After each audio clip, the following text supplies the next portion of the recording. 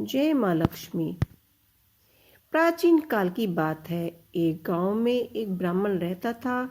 वह ब्राह्मण नियम अनुसार भगवान विष्णु का पूजन प्रतिदिन करता था। उसकी भक्ति से प्रसन्न होकर भगवान विष्णु ने उसे दर्शन दिए और इच्छा अनुसार वरदान देने का वचन दिया।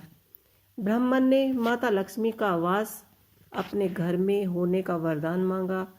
ब्राह्मण के ऐसा कहने पर भगवान विष्णु ने कहा कि यदि यहाँ मंदिर में प्रतिदिन एक स्त्री आती है और वह यहाँ गोबर के उपले थापती है, वही लक्ष्मी माता है। तुम उन्हें अपने घर आमंत्रित करो। देवी की ऐसी बात सुनकर वह उनका अंतर्धान करने लगा।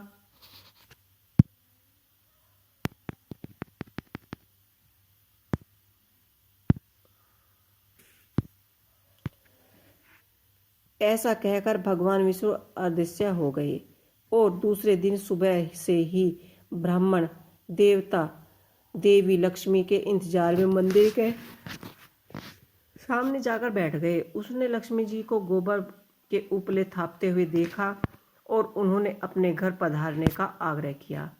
ब्राह्मण की बात सुनकर लक्ष्मी जी समझ गई कि यह बात ब्राह्मण को विष्णु जी ने ही कही होगी, तो उन्होंने ब्राह्मण को महालक्ष्मी व्रत करने की सलाह दी।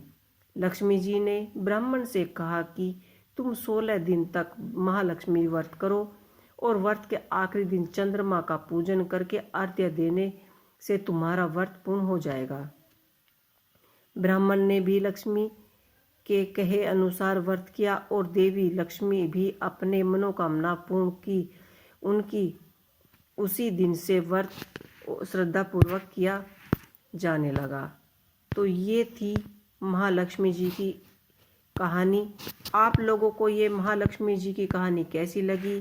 जो भी महालक्ष्मी जी की कहानी पूरी श्रद्धा और भावना मन से करता है, माँ लक्ष्मी जी उसकी सभी कामनाएं पूर्ण करती है।